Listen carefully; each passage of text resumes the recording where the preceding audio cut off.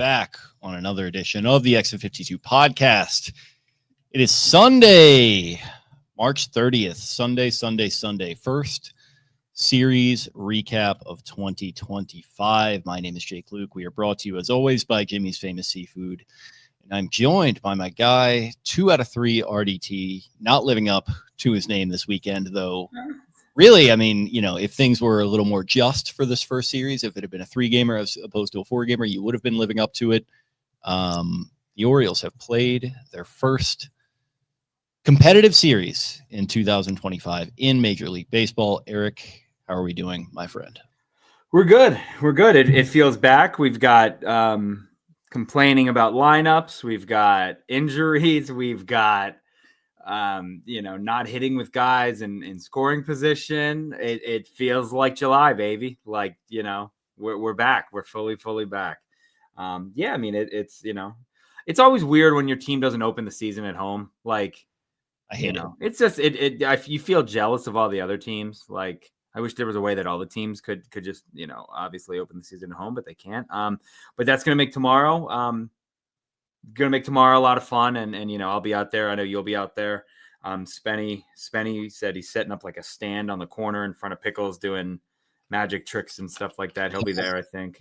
He'll be there in some kind of capacity. Nobody really understands. Yeah. Nobody can really pin that guy down at any point. No. But yeah, again, it was good to be back. I was out at the ballpark yesterday for the block party. I took my daughter. Actually, a lot of fun. I wish that they would do that for some away games. Like we were sitting right behind the dugout with kicking our feet up on top of the dugout, watching the game on the big screen. And you know, I don't know, it was cool. It was nice to get out there, and we were able to try some of the food early. And you know, it was crowded, but not too crowded. There will not be free soda. So don't listen to Jerry Coleman when he says that. He was wrong about that. I gave him some shit about that. They have the free refills if you buy a cup, like free refills. Right. And they were handing them out to the season ticket holders as they came in early. And Coleman saw that and was like, "Oh, they're giving away free cups every game." And I mean, if there's any beat that Jerry's going to be on, it is absolutely. I gave him so much. I gave him a lot of shit for that. Jerry Coleman had a very interesting weekend between that and me and Brady Anderson completely throwing him under the bus at Jimmy's on Friday night. Which there was a story that I knew that I didn't know Coleman was involved in. I'll tell it real quick for the folks. It's a great story. So obviously I had the event with Brady on Friday night, and I was doing, you know, the research about Brady and just reading some of the articles. And I knew that he used to race people in the parking lots. And he was like, yes, absolutely. Like that's 100% true. I would do that. There was an article that Kirkjian wrote, and it said that there was a Baltimore, you know, media personality or something who Mike Devereaux made like a bad throw from right field one game or something, trying to get a guy at home. And they said somebody in the clubhouse said something like, that was a bad throw. I could make that throw. And Brady turned around to the guy and was like, "You think you can make that throw?" And he was like, "Yeah, I can." And so he told Cal, he said, "Cal, get your glove. We're going out to the field." This is after the game. Like, they're still in uniform. And lo and behold, it was Jerry Coleman. And again, I didn't know that was Coleman. I knew that had happened, but Brady told me, he's like, "Yeah, Coleman said he could have made that throw." And I was like, "Wait, are you talking about Jerry Coleman?" And he was like, "Yeah." So then we filled him in on the incident with the city of Buffalo, and the comments that too. Brady's jaw was on the floor. It was great. It was hilarious. But yeah, so he said he went out. Cal played catcher, and Jerry Coleman tried to throw a ball in from right field, and when Brady said when the ball stopped rolling somewhere in between first base and the pitcher's mound, then we went over, picked it up, and was like, "See, you're not, you know, you can't make that throw." So that's bad. That's good old fashioned journalism back in the day when you could do that stuff, you know. I was gonna say, I mean, like, you know, he probably made an ass of himself, but he, at the very least, like, that's one thing. People have polarized opinions on Uncle Jerry. I personally love him. I know people, you know, maybe have their gripes with him here and there. I can understand it, but the guy, like, his mouth writes some checks, but he is always prepared to cast them, good or bad. Like, he is always willing to do that kind of stuff. Absolutely. And again, he was telling me yesterday, because I was talking about it with him about it, and he said he has a picture of him, Brady, and Cal during that event, and he's like, "I got it signed by Cal," which is pretty cool. So yeah, but yeah, saw him yesterday. Talked to Melanie, saw her. It was cool seeing like Zach Britton and Brad Brock and Palmer and Boog and all those guys kind of walking around. But yeah, it was nice to be back at the ballpark. Sound system does sound good. You could hear it in on Utah Street, very loud, very clear. Again, the sport, whatever was in the sport book is now I don't know, it's some kind of restaurant. I didn't even really go and look, but I know you were probably just in mourning of the sports book, and the one night that we had all gone there, and that weird lady accosted us. Or I forget. I just walked away. I think the statute of limitations. We could probably talk about that now, especially that it's gone. Yeah, that was our one strange interaction with that place. Nothing against that woman or that place, but yeah, that was an interesting time. Very, very strange. But yeah, it was. I saw Tom, the owner of Pickles. He said they were slam packed all weekend. People coming in for the games and stuff. So I'm excited. Again, everyone's obviously like, oh, it sucks that they went 2-2 and they kind of looked like shit today. But I feel like tomorrow everyone's going to wake up and it's going to be it's real life opening day again all over. And we're going to hope for. They had 2 good games, 2 bad games, and they've gone good, bad. So naturally, it has to be good, right? I mean, you can't argue with that logic. So yeah, I mean, if a 500 season is what you're looking for, you absolutely can't argue with that. But yeah, I was thinking about that. I was like, how annoying would that be if literally for a full season they went win loss. That would be interesting. It's kind of like when the Banks leaked the Ravens schedule and it was home away, and it was like, there's no fucking way they would ever do that. You're wrong, man. Your sources are off. And was he wrong? He was right. Yeah, he was right. They really did that? They had that? Yeah, it was 2019. Oh, I didn't know that. That's weird. That's annoying for football. That's annoying. I feel it was weird, but I kind of liked it because it put me in a flow of like, all right, I'm not there this week. I'm there this week. It feels very JV footballish. Yeah, like that just feels like what a 0-10 JV football team would do. Which is like, exactly we're going down to Sparrows Point next week, so make sure you get all your homework done, and then we're going to stay in the county this time, so you're good. But yeah, exactly. Yeah. Yep, absolutely. Alex nailed it. Waking up again. People are bitching and complaining, but tomorrow morning we're gonna wake up. We're gonna be happy. We're gonna be ready to go, and hopefully we're gonna stay nice and dry, and we'll have some adult beverages or 18 or 19. Absolutely, yeah. And we'll get more into that in the 9th inning, starting things off with our first inning here, looking a little bit at this series, and I think you mentioned it, man. Like up and down, one good game, one bad game, one good game, one bad game. But the first inning, and I mean, really, we can kind of just focus on that first game and the offense that we saw. I mean, how often do you think we're going to see that version of this offense? I made the comment in the group chat that the Orioles just love an opening day shit pumping. Like they just go there. Each of the last 3 years, I think they've gone out there. Won by like 7 runs or more, or something like that. Crazy. It was 3 straight opening days, 10 runs or more, because they won 10-9, and then they smoked the Angels last year. And then obviously 10 run, they beat them by 10 this year. So yeah, it's 10 plus every year. So bet the over and bet the Orioles team over. Yeah, absolutely. So I mean, just looking through some of the just some of the box score there in game 1, it's a 12-2 victory over the Blue Jays. Obviously, the main kind of, I think, headline, and we'll get into this within another later inning here, but Adley, 2 home runs, Jordan Westberg, 1 home run, Tyler O'Neill. I mean, just take it to the bank. 6th year in a row, I believe, opening day home run from him.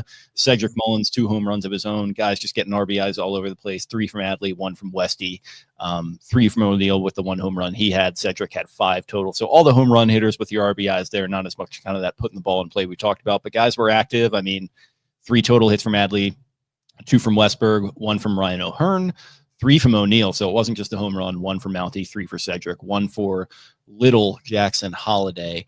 I mean, opening day, like you just can't write a better script year in and year out. And as much as some of what we saw in the series, I think should leave a sour taste in our mouth, that was just kind of a great note to kick things off on. Yeah. Again, I mean, it was especially nice that, again, O'Neill kind of got that home run out of the way. I mean, Adley, we'll start off with Adley. Adley getting it started. I think it was 2 years ago today too, was that 5-for-5 game where he had the home run on his first opening day swing. So again, nice to see him kind of wake up and show and choose violence on that opening day and got it out of the way early. Again, I said it in the preview. He's my pick for most valuable Oriole. He looks like the part. It's only been 4 games, but he's the straw that stirs the drink. So if he's hitting and he's on base, it seems like good things happen. And again, he's going the other way. I think I saw that there were like 3 of his hits so far have gone the other way. But again, that second home run he hit was, I thought that was 115 miles an hour off the bat. I think they said it was 108. I'm not buying that. I think that was a Kevin and Ben. Oh, like off. Oh, yes. That was a Kevin. If you go back and watch that, I don't know if we can pull those up. I don't know if we'll get taken down or anything. I think we'll probably get. But Kevin yelled, full on screamed during it. And again, usually that is reserved for Ben. But yeah, Kevin was the one doing the screaming for that, and Ben was there too. But yeah, that was great to see. Again, he I don't know what it is if he gets up for the the early season games. I don't know if he just had a full on vengeance going against Canada or something. But he really, again, he kind of led the way that game. Tyler O'Neill again with the home run. I think it was second or third inning. It was the second at bat. But again, didn't waste much time at all. Yeah, it was just nice to see them kind of get out early and get going. And Eflin kind of just on cruise control. He gave up the home run to Jimenez. He was a really good player. When they traded for him in the offseason, it was all like, oh, he's a Gold Glove second baseman, and his bat's okay. And then when I saw him batting fourth, I was like, what are they doing? I thought this guy wasn't that good. And now I just put in like a $30 waiver claim to pick him up on fantasy because I was like, yeah, this guy rakes. But yeah, again, you couldn't have asked for a better day. Cedric with 2 home runs, smoking the ball. And I'm trying to think who else. It was them too. Mountcastle had like 116 mile an hour hit, which is just what he does when he goes up there. And I'm pulling up the box score. Where is it? Yeah, the only player I think fully blanked was Kerstad. Yeah, I know Cowser didn't get a hit, but he got on base. Yeah. So yeah, again, for facing a guy that I think was 10-1 with like a 2 ERA against him, and Jose Barrios. They smoked him. And I don't think that many guys, obviously, if he has that much success. There's one player that I think maybe bucks that trend a little bit, who just absolutely owns Barrios, and that would be the catcher wearing number 35. Yes. Adley absolutely owns him. Everyone else's numbers were like not that good, like fine, like okay. But again, he has owned the Orioles in the past. But yeah, it was nice to see them get out to that. Again, Adley with 3 hits, the 3 RBIs. Westberg 2 hits. O'Hearn had a hit. O'Neill 3 for 3 on base 2 more times with a walk. Mountcastle a hit. Yeah, and it was him and Ramon, Cowser and Ramon, who didn't have hits, but they both got on base. And Jackson had a hit.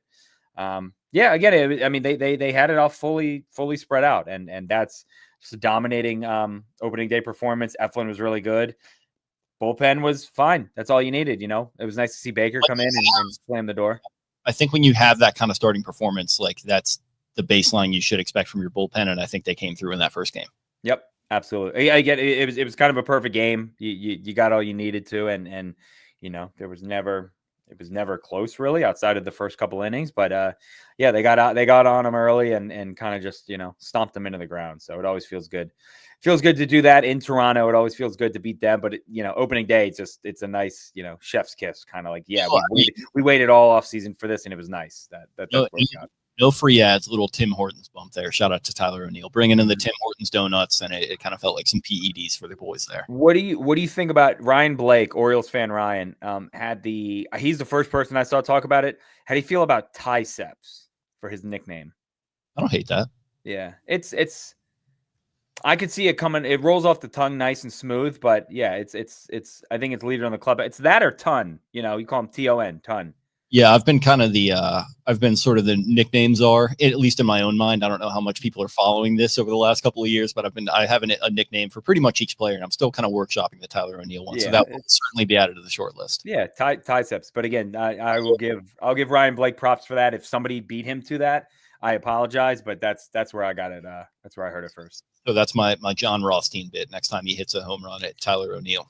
Period. Triceps. Period. More adjustments than a chiropractor, Kevin Willard. Yeah. Shout out to Maryland basketball and all that's going on there. Buzz Williams, we're waiting for you.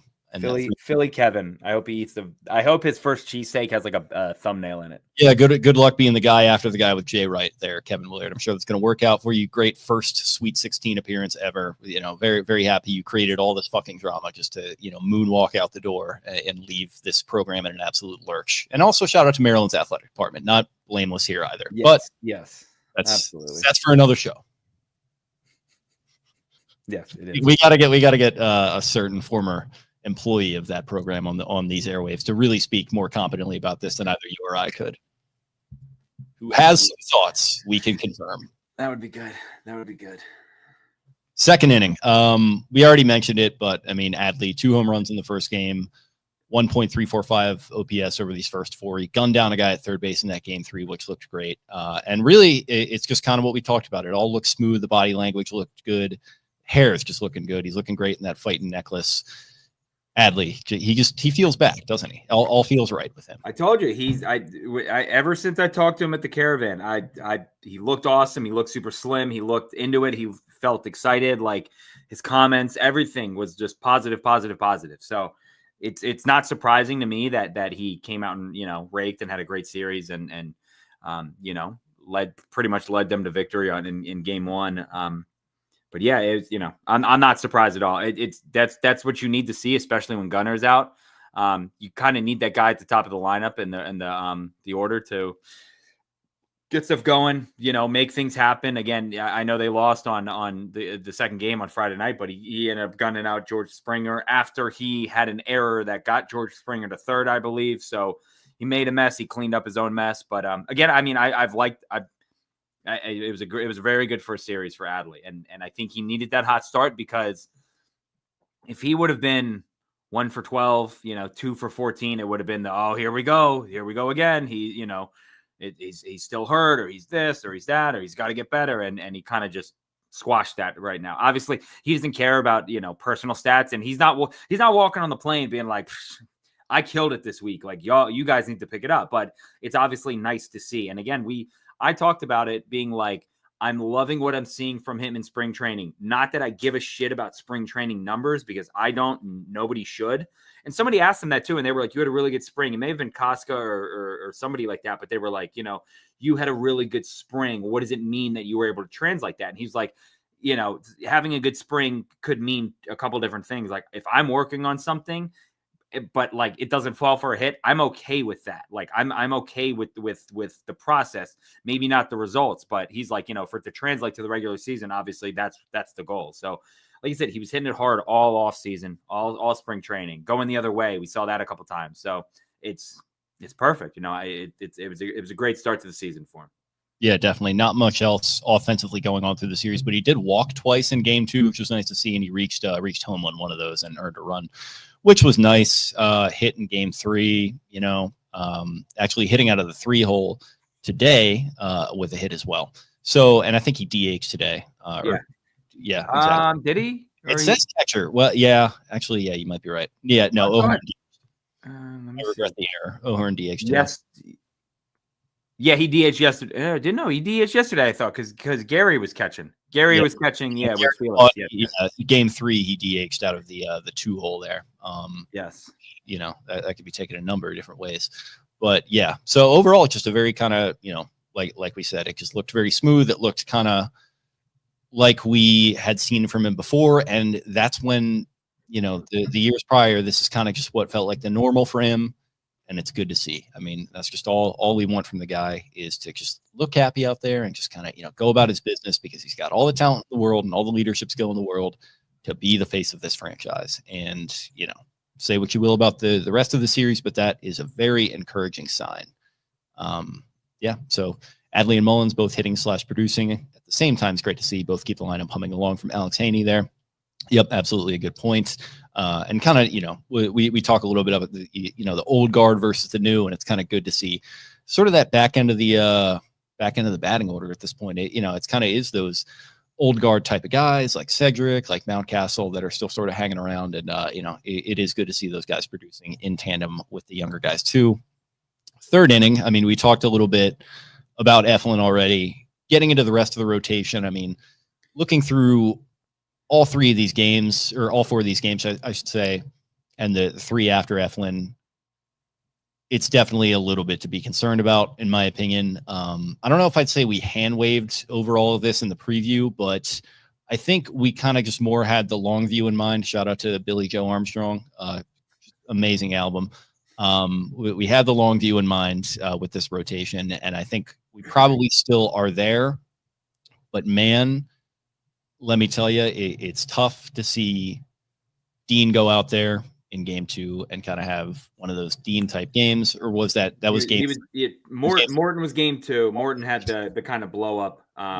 Yeah, exactly. And that's sort of what I'm hitting at here, is it kind of just all blended together for me, right? Because Morton goes out there and he has kind of the performance that maybe you were worried about a little bit. I wouldn't say it was a total blow up, but even through those first 4 innings when he was looking okay, it was still a little greasy, still a little loud outs. And it's kind of like, he's kind of feels like he's riding the lightning a little bit here. He's kind of riding the razor's edge. And then he goes out there and he has that 4th inning, which was just kind of disastrous. You have to bring in Suarez, who heads to the IL today. So we're not really sure exactly what's going on there. I think it was shoulder inflammation. Was the report. So that's tough to see. Then you get Perez and Soto in there to kind of clean things up. But that was tough. Then Dean goes out there yesterday, as we said. Yuri, I will be bringing it back. I like to, just fully take it away so I can exfoliate. I exfoliate my full face like twice a year. So I had to get rid of it, but it's going to be coming back soon. Don't worry about that. But yeah, just to see Dean go out there and, I can only imagine. I didn't see video of him in the post-game presser, but I'm sure he was kind of huffing and puffing and flipping the hair back and forth, as we love kind of angry Dean, frustrated Dean. I'm sure he'll go out there and be lights out next start, because that's just kind of what Dean does. But to start off on this note is kind of tough. You want to see more consistency from him at this point in his career. It's kind of beyond time for that.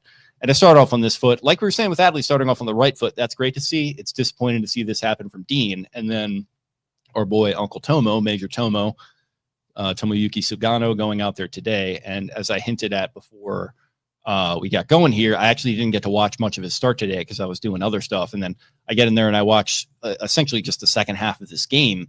And as I'm sitting down for lunch in the restaurant where I'm going to watch it at, like I look up at the TV and I see him already shaking his hand. And that's when he's exiting the game with what wind up being hand cramps. So it sounds like he's going to be okay. Both hands, they said too. Both hands. Yeah, I saw somebody saying like adrenaline's probably pumping. He's super nervous. Like I get all of that.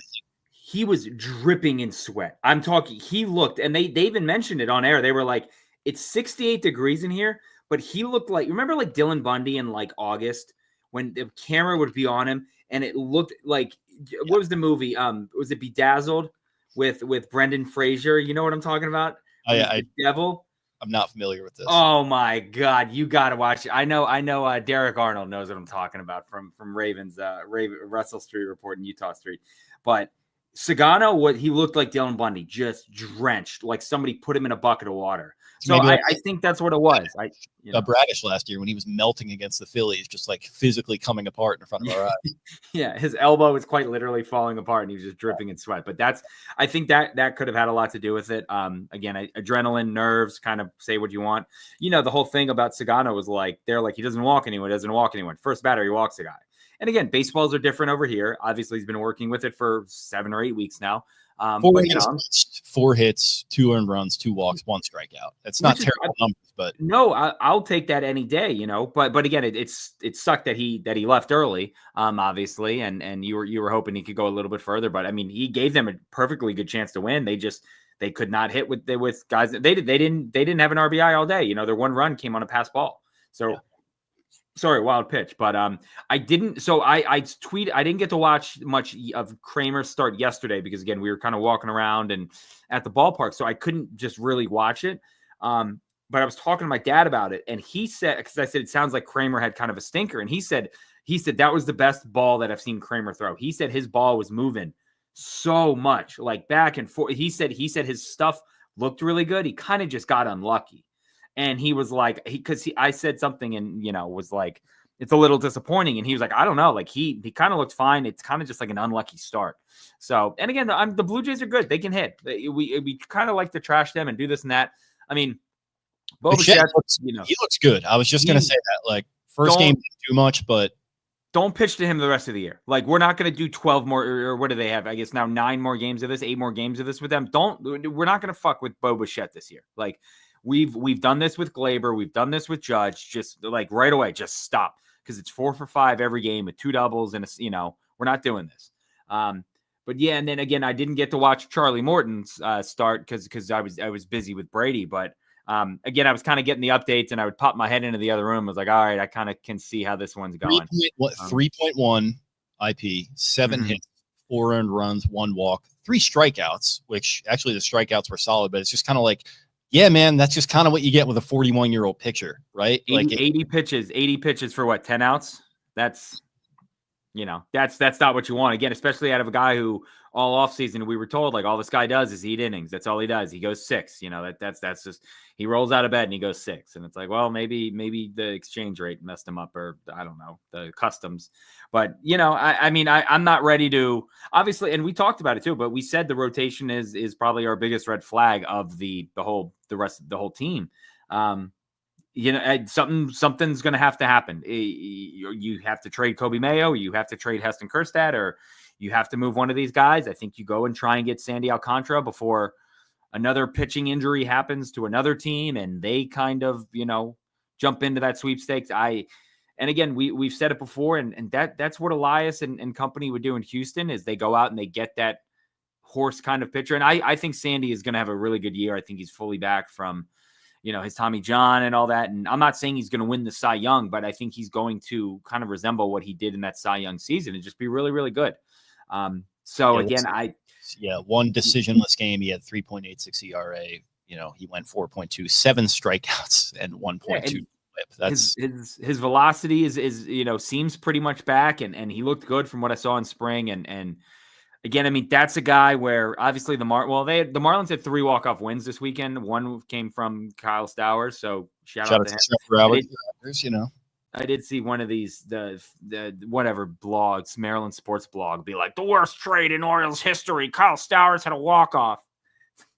What are we doing? Like, what did you not? I can't. Thank you for not attributing to that to one of my brothers in purple there, just unnecessarily. That was nice of you. It was crazy. But yeah, again, it was we kind of knew what going into the season, what was going to be the something that held him back. And it's the pitching. Again, we're 4 games in and it's like, well, this ain't good, but I think they have to make a move and make something happen. Hopefully Cade can come out, Cade going 6 tomorrow or 5 2/3 would be electric. I think that would be very good. It seemed like Sagana was on his way to at least 5 today. Before he came out. So it sucked to see that. But again, I'm perfectly fine with what I saw from him today. Obviously, I think the walks were I think it was all nerves. I think it was a lot of uncomfortableness, and it was cool. Did you see that his parents flew from Japan to Toronto to see him pitch? I thought that was pretty cool. That is cool. Yeah. Again, hopefully, he'll get things straightened out. And again, I already saw people being like, wow, here we go. It's a great signing. It's like the guy, it's his first start. Like, we're not doing this. We're just not, but I'm way more optimistic about him than I am about Morton. Morton I don't know how Morton's going to go. I don't know. Again, he's 41. So we'll have to see. It just kind of feels like you're going to have to just, bail some water here because you're waiting for Grayson. Hopefully Gibson can get in the mix sooner rather than later. Like we said on the preview, it looks like May 1st is kind of their target date. So shit, man, you got to go several series before you're ready for that. Mm-hmm. Then Grayson, there's not real clarity on when he's going to be coming back. So, it's Eflin, 6 innings pitches, 2 hits, 2 earned runs, 1 strike, 1 walk, 2 strikeouts. Morton, 3.1, 7 hits, 4 earned runs, 1 walk, 3 strikeouts. Dean, 5.1, 5 hits, 5 earned runs, 2 walks, 6 strikeouts, which is such a Dean stat line. Dean, though, I'm not worried about Dean going forward again because, like we said, this is what we kind of see from him, and this is just what he is. But it sucks to start off on this note as opposed to good Dean. He's Dr. Jekyll and Mr. Dean.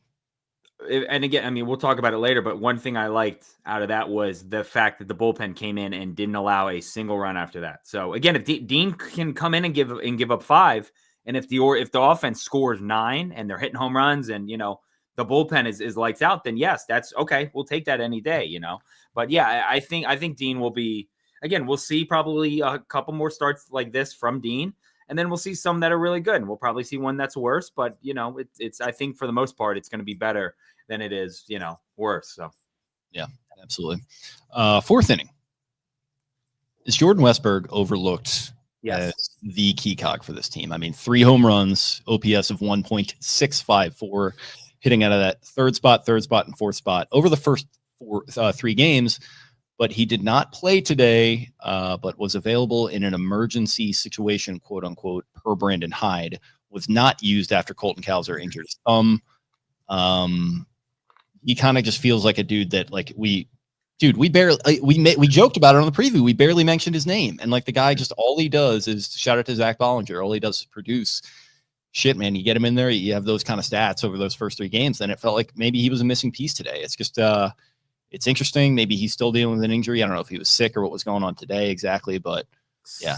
Somebody DM'd me and said that I wasn't in tune to the whole game yesterday, but they said he swung and missed at a pitch and he kind of like grimaced. And I was just like, oh, great. Like I missed that yesterday. So I don't know. Cause I was thinking, I'm like, maybe they wanted to get him off the turf with, get him on the grass tomorrow, but you have an off day on Tuesday. So it doesn't, I don't know, maybe it doesn't make sense. Yeah. I mean, my only thought is maybe they saw something and they were like, hey, we're going to keep you out today. And, God forbid we need you or something like that. But I don't know. I mean, it sounds like Hyde was being cautious with him. And again, I mean, it's like we're 4 games in and we're already playing the, like, this guy's off limits. And he's, after, again, he was probably the MVP of the whole series. Again, I mean, he laced those 2 home runs off of Scherzer. Or one was off Scherzer. I don't know. The second one was not off Scherzer, I don't believe. But yeah, I mean, he's as underrated as it gets. He's a robot who's programmed to play baseball. The beep, boop, beep, beep, like robot computes, hit ball far, make every play in the field. That's just what he does. He's awesome. Play second, play third, put him wherever you want, bat him wherever you want in the lineup. Like I loved last year. Like when you look at a lineup and he's batting like 7th and it's like, this guy may be the best pure hitter on the team outside of Gunnar. Like he, at least last year he was. That shit's, I mean, this guy is like not batting any lower than 4th as long as he's healthy for a good long. But I mean, he's awesome. He's just, again, I say it all the time. Like he is a Buck Showalter player who like, every day after, he comes in. Use the comparison that people have made over and over and over with him. Not the same position, but who? Nick Martinez. Oh, the quiet. I get like very quiet and just super zoned in and focused and like doesn't hear any outside noise, see anything that's outside of. He's like a horse with the blinders. Like it's all he sees. So yeah, he was awesome. And it was great to see him hit really well and because he did not have a good spring when I watched him. He struck out I think a decent amount in spring. Just the times that I saw him in spring, I was like, "Ooh, I'm not gonna say I'm worried, but like he looks kind of off." And then again, it's one of those you turn on the actual lights and he's like, "Oh yeah, I forgot this guy's just a professional. He's perfectly fine." So yeah, absolutely. Yeah, he's awesome. JJ Hardy 2.0. Sterling said JJ Hardy, same kind of thing. Absolutely. Yeah, exactly. Or same relative position. Yeah, exactly. It's a perfect Buck player. I think you put that pretty well. Mm-hmm. Kind of leads us directly into the 5th inning, which today, Colton Cowser running for first base in what was a close decision. I think controversially, it was called out. They called it out on the field, and they decided to stick with it. Upon replay, I think some salty Orioles fans were like, oh, well, you got to overturn that. I didn't think there was enough evidence to overturn the call on the field, but the more kind of pressing situation there was his thumb bent kind of, quote unquote, all the way back for Brandon Hyde. I don't know that we have any conclusive kind of news on that. I haven't seen any updates anyway. So yeah, that's tough for a guy who had a leadoff homer in that second game and is just looking really solid, or maybe it was the third game. And yeah, I don't know. That's tough. But like, to me, like, shit, man, we've been talking about it. And I think we saw it a little bit in the series. Like, maybe that's an opportunity to experiment with this outfield a little bit. You've got Heston, who had a nice defensive play in the first game. O'Neill obviously looked good offensively, and he didn't have any real cock-ups in the field or anything like that. I mean, you've got guys that you can maybe experiment with a little bit out there. So maybe this is a good opportunity for that, but it does suck to see Colton get hurt again. And again, I missed that. I was driving, so I didn't see it. I do know. So what do you know what thumb it was? Like, was he, again, what was the play? He ran, was he rounding first and came back, or just running out? He's just trying to like slide into first basically. And it was basically just trying to beat out a throw, gets his left hand to it. It was very close, called out on the field. So they stuck with it. I was good with the call, but yeah, just kind of thumb, quote unquote, bent all the way back. So yeah, I mean, you got to hope that we've seen Bryce Harper do that a couple of times. We've seen some of those guys, tear tendons and ligaments and stuff. And obviously that puts you out a couple months. It's not what you want. at least it's his glove hand, it's not his throwing hand, and I think he broke his right hand. I believe it was his right hand that he broke in the playoffs, right? Because he's batting like this and it hit him here, I think. Yeah. So again, I mean, it's a lot of wear and tear in your hands, but I don't know. Again, I haven't seen it. I kind of want to find it, but I don't know if I'll be able to see it on Twitter. Yeah, I mean, you obviously hope that he's okay. Again, my guess is Laureano is going to start tomorrow anyway, so you'll probably see like Mullins. It's a lefty, I believe, right? I think it's a lefty. So Laureano, geez, I don't know.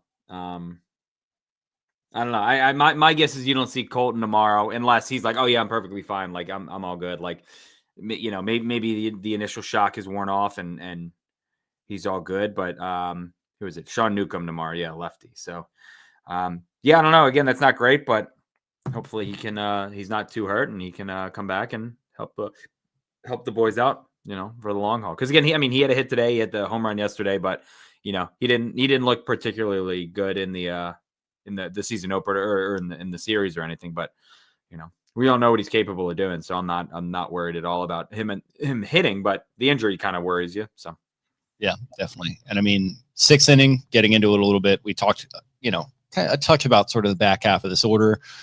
We had a little Jackie home run off of Kevin Gausman, which what an interesting situation. Matt Holliday's child will be a first overall pick for the Orioles. If I tell you that in 2012 that he's going to hit a home run off of Kevin Gausman, who's playing for the Blue Jays, what a time warp that would be. I had a mini viral tweet about that. You should check out at Jake Louque. Yeah, I mean, so he looked good. He had, I think 1 or 2 more hits throughout the series. Stole a base today. Stole a base. I thought he looked good defensively, just nothing really to worry about there. Mm-hmm. So yeah, liking what I saw from him. 2 home runs out of Cedric. Any of these other guys that were standing out to you on sort of this, sort of the back end of this much touted offensive stockpile? I mean, the hit of the game yesterday was Ramon. Again, a guy that we crapped on all last year. There was like that 3-week stretch where, remember, like there was a play with him and Gunnar in left field where Gunnar was calling him off and Ramon called him off, and then the ball drops and we're just like, Ramon, like get this guy the fuck out of here. Like, what is he doing? If he's not hitting, if he's not going to play defense, why is he here? And then he went on that like 3-week tear when nobody else was, and he basically carried the team. That's just what Ramon does, man. You can't. Again, he had the opposite field bases clearing double yesterday over Santander's head, and had Santander like looping up and trying to find the ball as it bounced over him. That's what he does. He hits against lefties. I didn't realize how good he was against lefties, but he rakes against lefties. So again, it's always nice to see him, produce at the bottom of the lineup. You know what he's going to do in the field. He's going to make a great defensive, efforts, and so it was good to see that. Again, Mountcastle, obviously, he didn't do much in the series. He had some very hard hit balls. He had 2 of the hardest hit balls in his career, both over 116. I think his highest was like 115.7 coming in. But again, no home runs, but he had a double, a couple singles. And then, yeah, again, Jackie down there with the one, was it 110 miles an hour off the bat, like 425, smoked that ball. I thought he looked good in the field too when I saw him. Just more, he just seems much more just relaxed and like, all right, now I'm here to play baseball. Like let's just do this and not have a camera in my face, asking me what it's like to be Matt Holliday's son, who's the number 1 prospect in baseball. He's like, I'm done with that. Let's just play. So it was awesome to see that. I like seeing him steal a base. Again, I think they need to run. Jorge Mateo with a big offer in the series, and it's his defense. I think he made a couple. I think he had at least 1 error, maybe 2. I don't know if they gave the error to him or Mountcastle. I think it was him. But again, it's like Gunnar had a home run today. Gunnar had hits, I think, in every game in Norfolk. It may be time. I don't know if he's going to find a pothole or something, but I think it may be Mateo. Something happens because again, if he's at the bottom of the lineup and he's not doing anything. You can be fast all you want, but if you're not getting on base, your speed doesn't matter from the bench, and they have plenty of other fast guys now. So, yeah, the bottom of the lineup, outside of Mateo and a couple of the other guys was good, and it's nice to see them producing. Again, I mean, they came up in a massive spot yesterday, and Ramon cleared the bases, so can't ask for much more of that. Yeah, absolutely, and I think it's just another like it's what we want to see more of out of this offense. Is just kind of obviously, you want to see this, but it just, you don't want to have that Jekyll and Hyde, like, press one button, the other button deactivates. Like, you want to just kind of have the order, consistently manufacturing offense, consistently getting on base, and obviously turning that into runs. And I don't know if we like totally saw that throughout the series. Obviously, like, there was a lot of the long ball that we saw, and that was great. But I don't know. I think it was nice to see them kind of just doing their thing 1 through 9. And obviously, I talked a lot about Little Jackie on the preview. I was very encouraged by what I saw there. Ramon is kind of just like, people will probably still shit on the guy, but he's just a very solid, like, veteran to have there in the lineup for you. And, especially with what you're dealing with injury wise right now and Gunnar not being in the mix, just a good guy to have. I mean, it would really suck to have to DFA him at this point. He's might be on the chopping block for that. So we'll see what happens. Yeah. I don't know. It'll be interesting, but yeah, it was, again, I mean, it's good to see it out of Ramon. So we like that. All around good guy too. Like, it's all he does is play good hard baseball. So. Yeah, absolutely. Not the best series for Mateo, who kind of just nuked one into the dugout and allowed a run there the other night. I don't think he did too much offensively either. So, yeah, he might be. I mean, when you're talking about him versus Arias, I guess it might come down to who they like more for one reason or another. But as far as what we saw in this series, I think he might trend more towards Ramon. So. Yeah, I mean, that's a conversation for another day. But yeah, overall, I think back half of the lineup, I think is, it looked pretty solid. Moving on now to the 8th inning, and we can kind of just get into some final thoughts from this series. And I'd say kind of my overall thought is that it kind of looked like we thought it would look, for better and for worse. Ultimately, I'd leave it with the fact that, man, what an awesome thing it was to see Felix Bautista go out there and do his thing. That was fun. Yeah, that was fun. And so you'll like this. Obviously, we were walking around. My daughter and I are walking around Camden Yards. And so where do we go to watch the last inning? We go to Center Field Bar, and we're hanging out up there. She's like posted up at the bar top because they weren't serving anything. Like, that part wasn't open. But watching Felix come in and get that save, like, there were a couple other people hanging out up there. Was just cool. And again, the fact that he struck out 3 guys, again, the velo is not back yet, and that's perfectly fine, but Felix still throwing 96, 97, 98. Like, yeah, that'll do. And again, they talked about, what was it, his new cutter, I think they were saying. Splitter still looked nasty, he's throwing the slider. So yeah, I mean, it was awesome to see him kind of not get himself into jams, but he had some tough counts and he had to navigate, and he gave up a hit to Bichette, I believe. So, it wasn't a clean inning, but I kind of like him facing adversity right off the bat.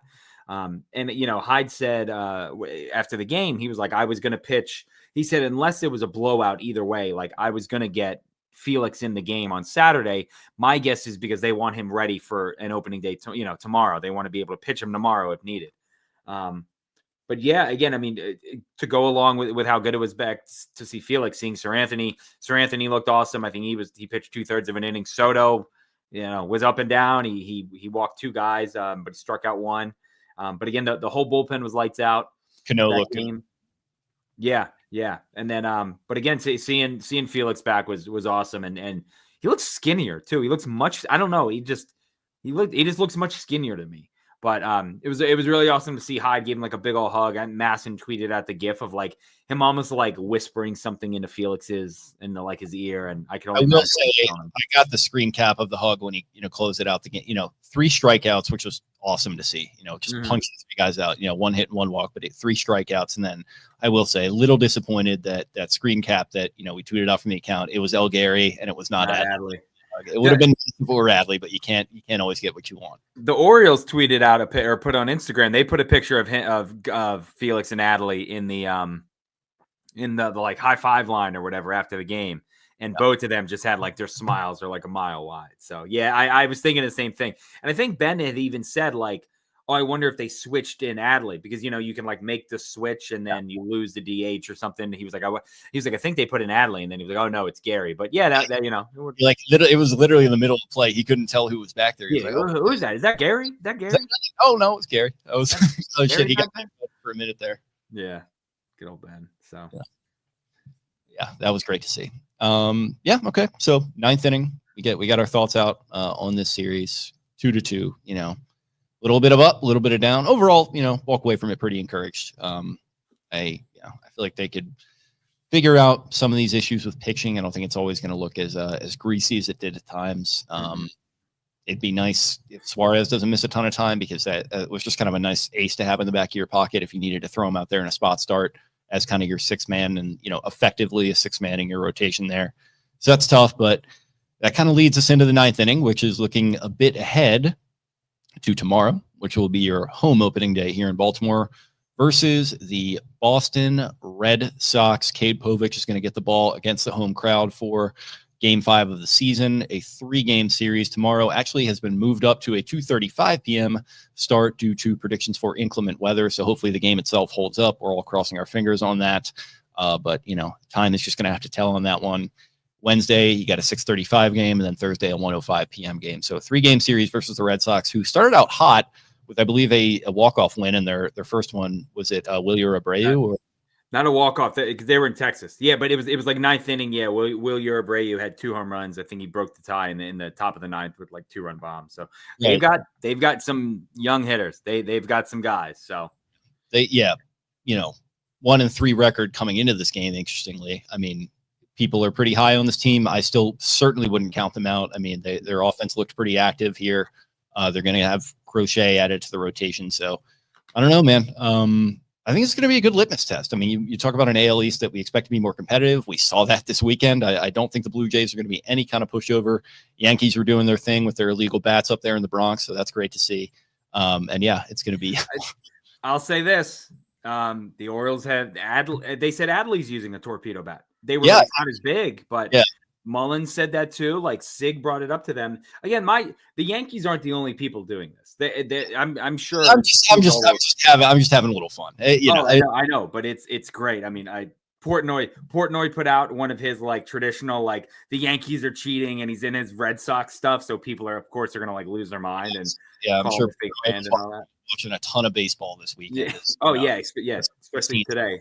Yeah, Elite 8 stuff. Should be a good day. Again, I know we'll be at Pickles. I don't know what time you're getting there. I'm pulling I got the morning shift, so I think I'll be there like you get a bagel. Yeah. Maybe 9 a.m. 9 a.m. That feels like, what are you sleeping in? All right, fine. All right. I'll be there at 8. I talked to the owner yesterday, Tom. He grabbed me, he hugged me, and he whispered in my ear, and he's like, I can't wait to see you. He's like, I can't wait for Monday. So we'll be there. A couple other people are going to roll through. I think everyone minus Taylor. I think. Yeah, who doesn't live here. Wait, is Brian going? He's going. He said, remember, he had the ump pass. But I don't know if he's going to Pickles. I didn't get any responses back to my what's our game plan? What's our timing thing? Yeah, that's kind of like putting it out in the group chat and like nobody responds. And I got shut out. So that's for everyone wondering, that's how the dynamic in the group chat goes. Oh no, stop! I responded to you. We've been working this out for weeks now. But yeah, again, it should be a good day. Hopefully they can get the game in. And I mean, they'll get the game in, but hopefully we stay dry for the last couple innings. And let's say somebody tweeted me and they were like, I always thought the Orioles would be 3-2 after their first 5 games, and I would much rather them be 3-2 after tomorrow than or like 3-2 with the third win coming tomorrow than coming today. And I was like, yeah, that yes, I agree 100%. So everybody knows they would rather win the home opener than win today, because right. Yeah. Okay. Home wins mean obviously more, but I picked up what he was saying. I understood it. I think I butchered it saying it, but I'm just not, my math struggles are well documented, and just that. But no, I'm with it. I mean, listen, I'd love a win tomorrow too, while I'm in attendance. Ballsy. We're very brave of you to say. I'd be very happy if my baseball team won. Yeah. So I mean, it's going to be Cade Povich versus that talented offense, and yeah, man, I feel like I don't know. Like I said, feels like a good litmus test. So I'll be excited to see how that one plays out. Yeah. Again, it's a lefty. Hopefully they can bash him around a little bit with some right-handed boppers. And again, people are gonna like. I mean, the new wall is very cool. We got to go down there and see it. A lot of new signage down there and stuff too. So it's interesting. It doesn't look like it looks professional. You could say whatever you want about it, but like they have a new splash zone sign where Mr. Splash is, and like I don't know. It looks well done. It really does. There's some other new stuff. I know there's a guy, I forget his Twitter name, but he lives in the apartments behind Pickles, so he can see directly into the stadium, and he tweets out like all these updates. They have like the LED lighting on top of the dugouts, and like the sign behind home plate is now like LED lights and stuff like that. So some cool stuff I guess they're going to do with that. So yeah, it's good. It's going to be cool for to see the park packed again. Last time I think we were all there, it wasn't packed for the playoff games. So, we're back and we're opening up a new 81 games at home, and hopefully they can start out 1-0, and again we'll be able to celebrate something. Absolutely. All right, pal. Well, we worked our way through all 9 innings there, and what else you got before we get rolling on this thing? Take it to the tailgate. Still available. If again you're still kind of up in the air. The rain's not going to affect that. So if you're looking for something to do, definitely go there. Dustin Lynch, I think is his name, the country guy playing. So sensation Dustin Lynch. Yeah, I know. BJ Surhoff is going to be there. I think Brady is sticking around. Brady is a real like fly by the seat of his pants kind of guy. And we were like, yeah, you should come to the tailgate. He was like, what is that again? And they were like, you hosted it last year. And he was like, oh, that's right. He was like, I forgot about that. By the way, he did say, we were talking to him backstage. We asked him about football, and he was like, I fucking love Lamar Jackson. He goes, my 2 favorite players of all time are Lamar Jackson and Derrick Henry. And he goes, I've been watching Derrick Henry he was like, I love Derrick Henry at Alabama. And then he turns to me and he goes, have you ever watched Jahmyr Gibbs' high school highlight tape? And I was like, what? And he was like, you got to go home and watch it. He's like, I watch it probably twice a month. He's like, it's incredible. And I was like, are we talking like Reggie Bush, Steve, like Noel Devine? And he was like, yes, he's up there like that. He loves Jahmyr Gibbs, especially his high school tape. Is he? I thought he was like joking around at first. He's like, I love Jahmyr Gibbs. He was like, I think he's going to get hurt. He's like, I think he's going to get like really hurt because just how small he is. But he's like, my God, is he exciting? So, yeah. He's just an onion, just of layers upon layers unfolding on Brady Anderson. Dude, like every time I hear something about him, I hear something new. I'm telling you, he was one of the coolest people I've ever talked to. He was incredible. Like, his ball knowledge is him and Shallow got to be breaking tape down together. Yeah, he doesn't seem like a podcast guy. I'll tell you more after that. But he's not the biggest fan of I don't know. Well, I guess we'll say the new media and new. Yeah, there are probably some takes floating out there surrounding his name by cheeky personalities within new media about maybe certain things about a certain season that he might not like very much. I don't know anything about that. All I know is I looked into the man's eyes, and I don't think he did it. That's my thinking. We did have some good talks about Nestor. He didn't know who JLC was, but he knows Nestor. Boy, does he know Nestor. Did we know Nestor was missing some fingers? I don't know. We'll talk about that after. We'll talk about that the late night podcast. Telling me now for the first time. I've just told this news. I don't know. That's all I was told. So fair enough. Shout out to Nestor and his fingers there. No, we don't shout. We don't shout out Nestor. Sounds like you had a good time with him. Yeah, it was good. It was fun. Brady's a man. So again, you may see him wandering around. I don't know if he'll go to the games, but I told him that I wanted Bobby Valentine over Buck, and he looked at me and he just shook his head. He's like, God damn it, you're dumb. I was like, yes, you're right.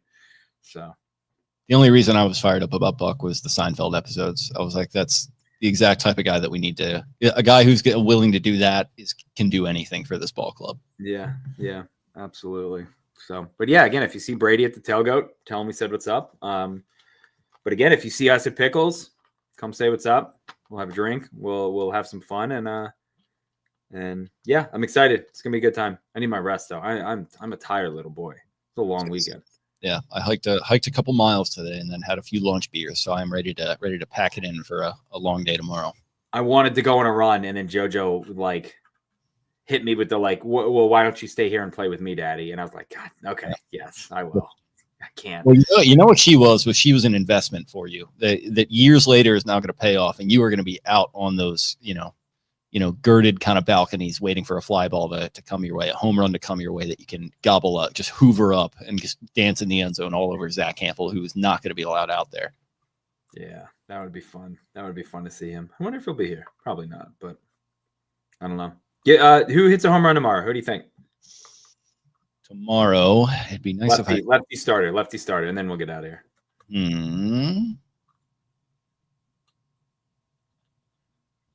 My guess is it'll be like O'Neill, Laureano, Mullins. I don't know if Cowser's going to play. I don't know if Westberg's going to play. Like, this is just fucking. I would think Westberg's going to be in. I would think it's Westberg, Jackson at short, maybe Mateo at second, or maybe Ramon at third. I'm going to say Heston Kjerstad is going to play, and he's going to hit home run against a lefty. Ooh, yeah. Ooh, okay. Let's see. I'll take Mountie. I think Mountie hits a home run tomorrow. Okay. I like it. I tweeted it out on opening day, and I said if one of the fighting boys hits a home run, I'll wear it on Monday. So let me ask you this question. My friend said it looks like a choker. I did some, let's say I did some perusing on this one, and I saw a necklace that looks like that one, and it was not a fighting. Because this is a fake fighting. This is the F. Not the $35 fucking real. No, this was $4 on this was $4 on Amazon with next day delivery. I saw that and I was like, do I want to do that? Because I kind of want to get on the trend too. But yeah, okay, if you're doing it, then I'll do it. I'm not going to break the bank for one of those things. Yeah. Listen, as a man of my word, I don't know how to get this off. As a man of my word, I said I would. Also, I went into the store and did the Black Mirror, or is that what it's called? The like put your stuff in the box and it charges you and all that. Didn't work the first time. So 0 for 1 there. And then we did it again. It was like the label. Basically what it is like the barcode reader is in the bottom of the box. And like my daughter had put the stuffed animal in upside down. So like it couldn't read it. So I don't know. I got nothing there, but yeah. Free soda courtesy of Jerry Coleman tomorrow. So just continuing to make the world a better place. Yeah, good stuff. Okay. Yeah, everyone getting free sodas, Opassi, hashtag Opassi free soda, and tell them Gary Coleman sent you. We appreciate you guys listening very much to this first of many series recaps of the year. Some ups, some downs, but always fun to watch our boys in orange out there mashing the ball, looking greasy out there on the mound, just melting, in front of all the pressure. Just Felix Bautista going out there and just shoving and just punching guys out. That's fun to watch. Brandon Hyde making just extremely strange faces at the camera. People freaking out over the lineup 2 games into the season. I mean, it's all back. Everything's back. All the good, all the bad, all the ugly. It's amazing. We're very happy to be here. Thank you all for tuning in. If you liked what you heard and you're not already, please subscribe to us here on YouTube or wherever you get your podcasts. Like and comment on the YouTube video. Help get our algorithm pumping. Share us by word of mouth. Follow us on social media at Extra52 Podcast across X, Instagram, all that good stuff. I am at Jake Louque. That's Louque. Eric is at EDITTI22. Spenny at Ravens 4 Dummies. That is a number 4. Taylor at Taylor Smythe 10. Brian at Barstool Banks. Thank you guys. I'm sure we'll see some of you out there tomorrow, and we'll be back in a couple of nights to recap Series 2 against Boston, which gets kicked off tomorrow with the home opener. Until then, we will talk to you. Bye.